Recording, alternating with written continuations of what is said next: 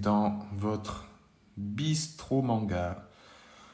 Alors, il est en train de se mettre en place ce bistrot manga où on va échanger tous les jours autour d'un café. Donc préparez votre mug. Là, je vous partage le mug que j'ai utilisé ce matin, qui est quand même à l'image véritablement de ce bistrot. C'est One Piece, les protagonistes de One Piece qui se boivent un thé chaud, une tisane, quelque chose de chaud, un café, pourquoi pas. Et ben, je vous propose de faire la même chose régulièrement sur ce bistrot manga. Parce qu'on prendra la parole, on se retrouvera toujours au moment du café. C'est-à-dire tôt le matin ou juste après midi. Donc là, c'est 13h. Le matin, je peux vous donner rendez-vous vers 7-8h pour découvrir du manga. Alors actuellement, là, dans les actualités, il y a vraiment des mangas qui me tiennent à cœur, dont celui-ci, Ranking of Kings, dont on va parler aujourd'hui, qui est génial. Mais on pourra parler de tout un tas de choses parce que j'ai dans le cœur ce pays qui est le Japon. Et j'y ai vécu 7 ans. Nihongo wa hanaseru, donc je parle japonais. J'ai vécu au Japon et j'y ai découvert notamment ce grand magazine qui est le Shonen Jump, que vous connaissez sans doute si vous aimez les mangas. Et tout un tas de choses. La culture japonaise, la vie au Japon, la langue évidemment, la vie en université japonaise aussi. Donc on pourra parler de tout ça, on pourra avoir des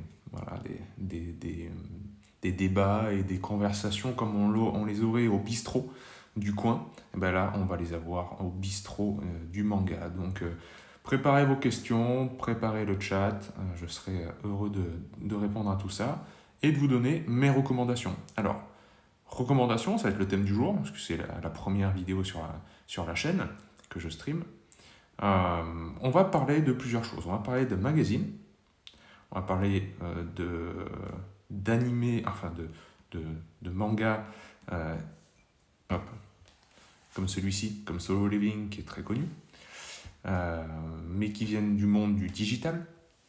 On va parler de coups de cœur que j'ai en ce moment, à savoir Ranking of Kings, et on va parler un petit peu de ceci, et notamment de petites choses que j'ai ramenées du Japon à l'époque où j'y étais.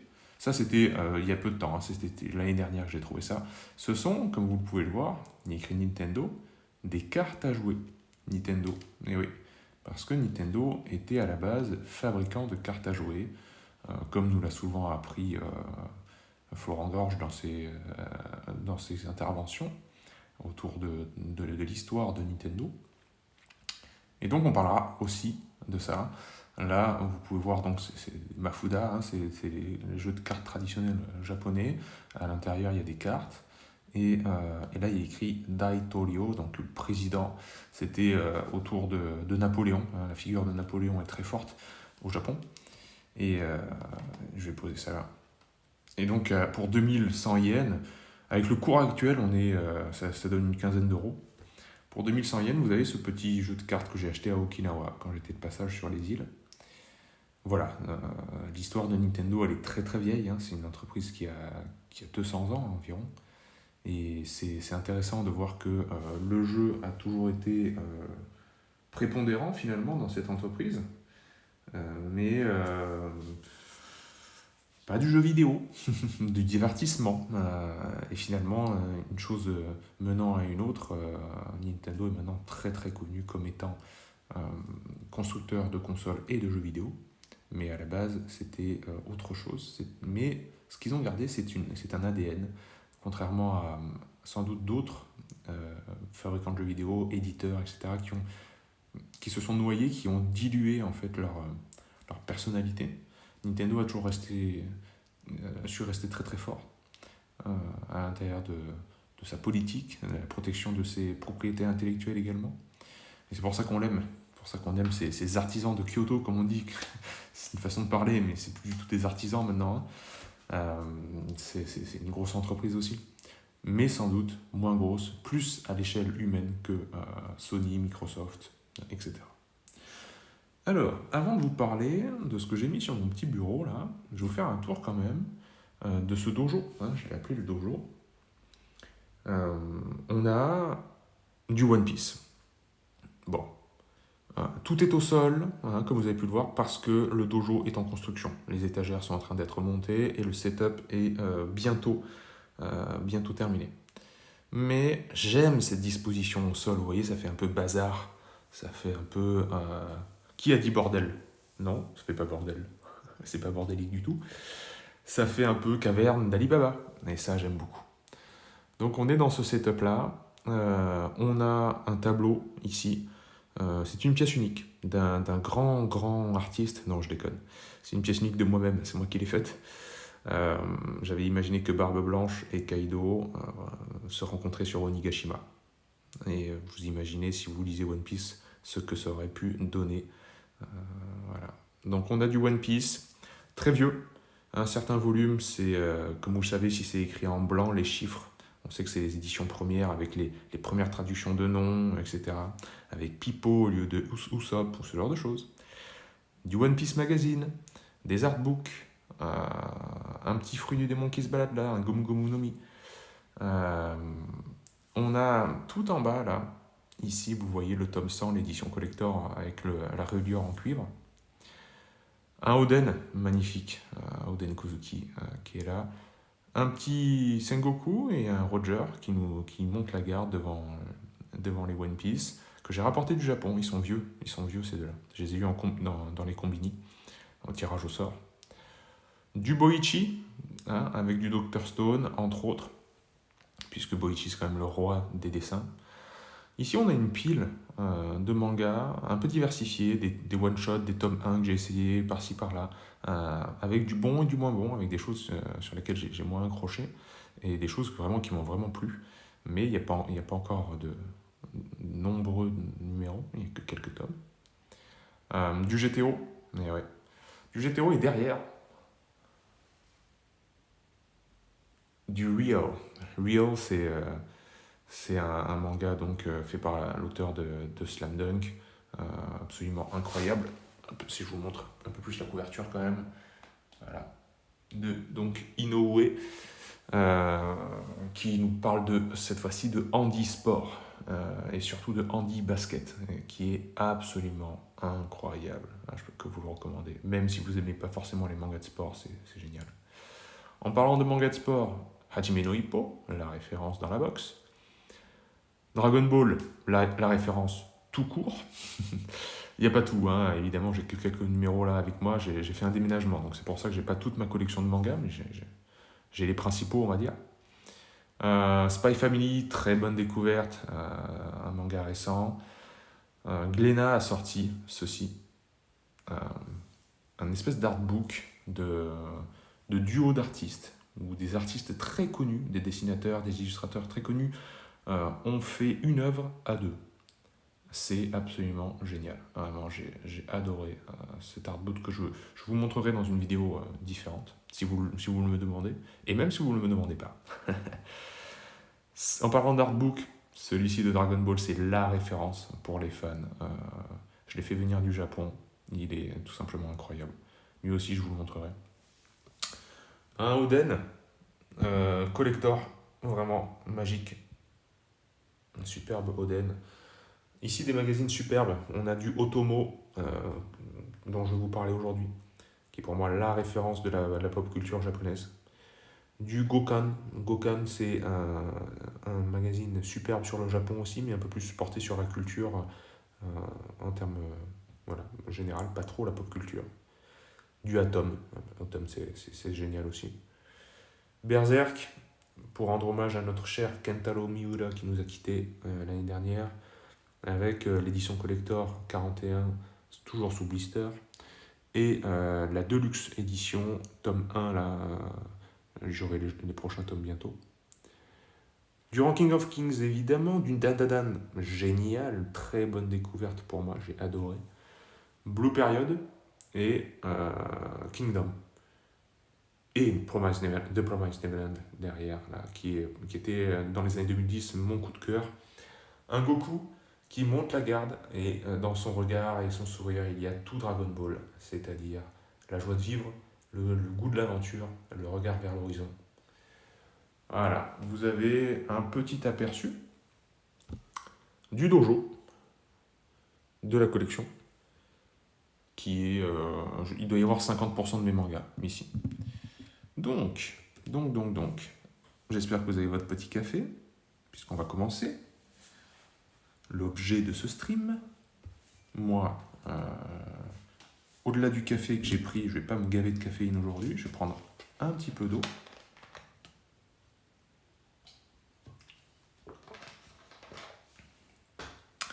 Et c'est parti. Alors, le coup de cœur du jour, du moment, on va dire. C'est Ranking of Kings de Monsieur Sosuke Toka. Que dire sur cette œuvre magistrale, vraiment, dont l'animé a débarqué sur Crunchyroll il y a peu de temps, et l'animé est au moins aussi bon que le manga. L'animation, les musiques, c'est génial. Vraiment, ils ont fait un taf incroyable au niveau de l'animation. Mais alors le manga, chez Kiun, ce manga avec ce dessin à la ligne claire, vraiment, on pourrait le rapprocher d'un Tintin, donc très épuré, très simple, mais aussi très précis dans les émotions, dans les choses qui sont essentielles à retranscrire. Comme vous pouvez le voir, il est très touchant. Il est très touchant, c'est l'histoire donc d'un jeune prince, Boji, qui est là, et de son ami l'ombre, Kage. Et ce jeune prince, il arrive dans un monde, il naît dans un monde où, il naît prince, donc il est le fils d'un roi. Et dans ce monde, qui comporte beaucoup de royaumes, les rois essayent il y a donc un classement, chaque roi essaye d'être le meilleur roi possible. Donc on a un classement, le roi numéro 1, le premier, le deuxième, le troisième, etc. Le père de Boji, il me semble qu'au début il est 7e, ou 3e. En tout cas, c'est pas le premier, mais c'est l'un des meilleurs rois au monde. Et les rois sont jugés régulièrement avec différents critères. Évidemment, à quel point leur peuple est heureux, à quel point leur peuple leur fait confiance, mais aussi leur force, la force du royaume au niveau militaire, mais aussi la force personnelle du roi. Et c'est là où le bas blesse. C'est que Boji, il naît sourd et muet, et dénué de force. Non seulement il est sourd et il est muet, mais en plus il n'a aucune force physique. Il a du mal à soulever une pierre. Il a du mal à porter une épée. Et pourtant, il veut devenir le meilleur des rois. Et donc, ça va être très touchant parce que ce garçon qui ne peut ni lire, ni parler, ni entendre, il va vous émouvoir au possible. Quand il communique, il va être vraiment que dans des mimiques. Surtout que si vous regardez l'animé, vous entendrez les petits sons qu'il fait quand il essaye de parler. Donc il va s'exprimer de mille et une manières différentes, avec son faciès, avec sa gestuelle, mais jamais en parlant. Et son camarade, je vous spoil pas trop, mais cette petite ombre qui fait partie du clan des ombres, va devenir son meilleur ami. Et ils vont connaître des aventures tous les deux dans ce but de devenir le meilleur des rois. Il y a une injustice dès le départ, car il est l'aîné de sa famille. Ce devrait être lui, le prochain roi, à la mort de son père. Dans les premières pages du livre, son père meurt, donc je ne vous spoil pas trop, et donc il devrait être proclamé nouveau roi, et finalement, il n'est pas proclamé nouveau roi, c'est son petit frère qui est proclamé, qui a un caractère très très différent, à l'opposé de lui. Et de cette injustice-là va naître l'envie, mais aussi le besoin de partir à l'aventure dans le monde, et on va vivre ces aventures. C'est incroyablement touchant, incroyablement bien écrit, beau à regarder. Je peux que vous le recommander. Et ce qui est très très fort, c'est vraiment l'histoire, le scénario et les personnages. Ils sont d'une profondeur, j'ai rarement vu ça, et ils vont vous surprendre à chaque instant. C'est-à-dire qu'à chaque fois que vous allez croire que ce personnage a tel ou tel caractère, qu'il est gentil, qu'il est méchant, qu'il est dans une zone d'ombre, vous allez être surpris. On va vous retourner le cerveau. très très régulièrement. Et tout ça fait avec un trait incroyablement simple, avec, mais aussi très touchant parce qu'on a l'impression que c'est un dessin d'enfant. Euh, voilà, je peux encore une fois que vous le recommander, c'est génial. Donc, voilà pour la recommandation et le coup de cœur du moment. Euh, issu. Non, on parlera de solo leveling après. On parlait de ce magazine Otomo, avec son nouveau numéro, le numéro 11, qui a été fait sur Ulysse 31. Donc, le grand classique de Jean Chalopin et Bernard Derriès, des messieurs qui nous ont quand même livré Les Mystérieuses Cités d'Or, qui nous ont livré JC Conquérant de la Lumière, Ulysse 31. Voilà, il faudrait les remercier tous les jours, ces gens-là. Ils ont fait notre pop culture, ils ont fait notre enfance. Et donc, voilà, Otomo leur rend hommage. Otomo, donc, c'est un magazine, le magazine comme ça du Japon. Le magazine sur le Japon, à tous les sens du terme. Et ce qui est génial, c'est qu'ils mettent dans leur couverture et dans leur. Voilà, régulièrement dans leur page, des vieilles pubs du Japon. Avec, vous voyez, une pub pour un piano électronique, une pub pour un caméscope. Là, il y a écrit Shin Hatsubai. Donc, c'est nouvelle vente, nouveau produit en vente. Shin, le kanji de nouveau, que vous retrouvez dans Shin Hokuto no Ken, par exemple. Quand on parle de Ken le survivant et la nouvelle version de Hokuto no Ken, quand on dit Shin Hokuto no Ken, donc c'est le nouveau Hokuto no Ken. Voilà, on fera des points japonais régulièrement pour ceux qui ça intéresse. Dites-moi d'ailleurs dans les commentaires, dans le chat si ça vous intéresse. Mais là, on a donc un caméscope Sony qui était vendu au prix de 25 000 yens à l'époque. Et donc, c'est très rigolo d'avoir une vue sur le passé comme ça, avec des explications en japonais ici. Voilà, c'est super. Voilà, j'adore. Ça nous renvoie dans le passé. Bref, beaucoup d'humour dans ce Otomo. Des dessins originaux. Il y a toujours un illustrateur qui va dessiner des choses. Vous avez ici cette fameuse tour, la Nakagin Capsule Tower. Pour ceux qui connaissent les capsules hôtels au Japon, c'est ces hôtels où on dort dans vraiment des espèces de capsules, des espèces de... des capsules qu'on peut voir comme dans le cinquième élément, vous savez. On dort dans des tubes. C'est très représentatif du Japon. Et il y a une tour, donc celle-ci, à Tokyo, qui va être démolie et qui est vraiment une figure emblématique de l'immobilier à Tokyo. Et donc il en rend hommage, évidemment, au-delà de Ulysse 31, donc, qui a beaucoup de sujets traités à l'intérieur. Donc vous voyez des couvertures magnifiques. Donc on parle de la série en tant que telle, avec des anecdotes, avec des rencontres avec les producteurs, etc. Mais aussi avec des interviews, rencontres avec Nina Wallmark, qui a été donc avec Bernard Derriès, et Jean Chalopin, surtout Bernard Derriès, la personne derrière Ulysse 31, puisque c'est une co-création franco-japonaise. Et donc là, on a vraiment une interview absolument géniale avec des photos de l'époque. C'est superbe, superbe, superbe. Donc voilà, Bernard Derriès, ils en font voilà, toute une revue, un article sur comment Ulysse 31 est né, avec des croquis, etc. Je ne vous montre pas tout évidemment parce que je ne veux pas vous gâcher la chose.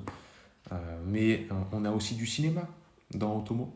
On a aussi des articles de la culture japonaise différents du manga et de l'anime.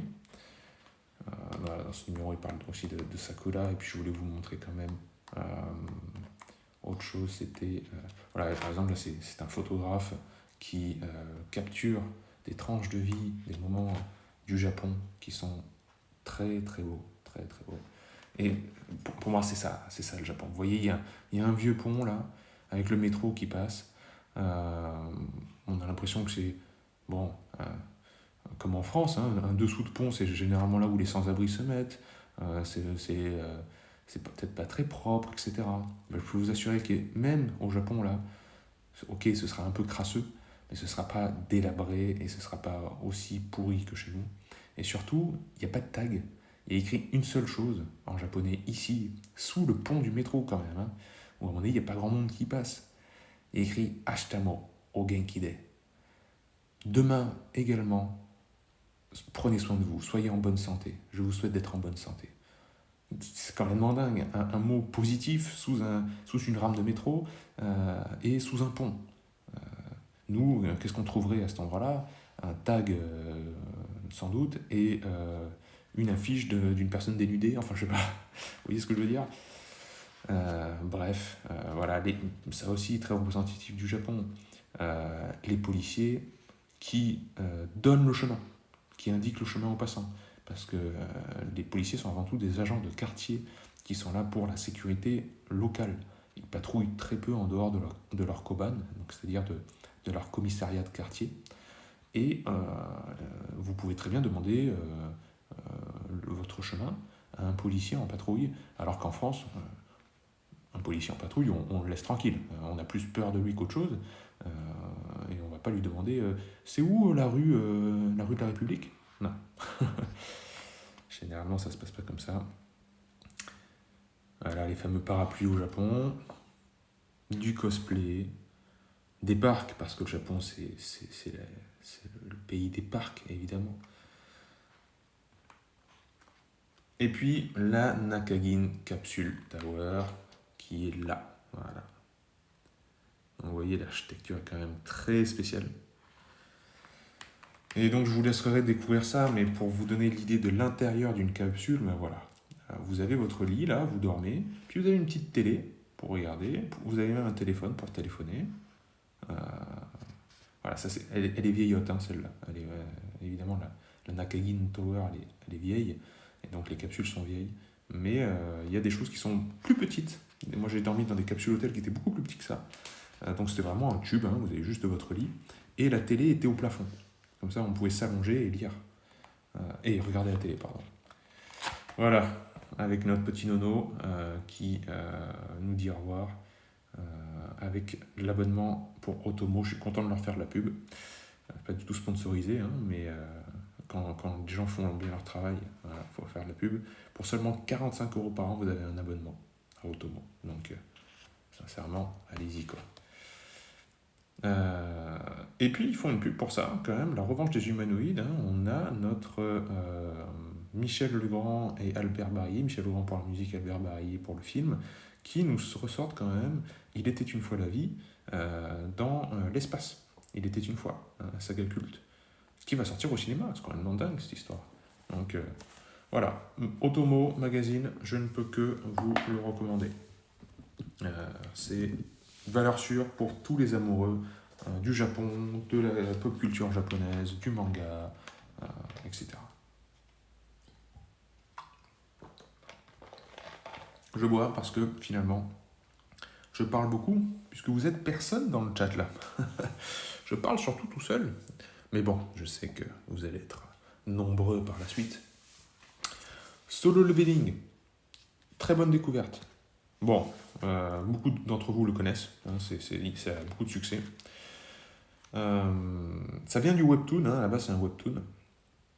Et Solo Leveling, c'est l'histoire d'un jeune homme, enfin on est dans un monde où le monde virtuel, comme on peut le connaître nous, dans le jeu vidéo et les jeux en ligne actuellement, le monde virtuel et le monde physique ne font finalement presque plus qu'un. C'est-à-dire que quand vous partez jouer dans la réalité virtuelle, ce qui vous arrive là-bas vous arrive ici.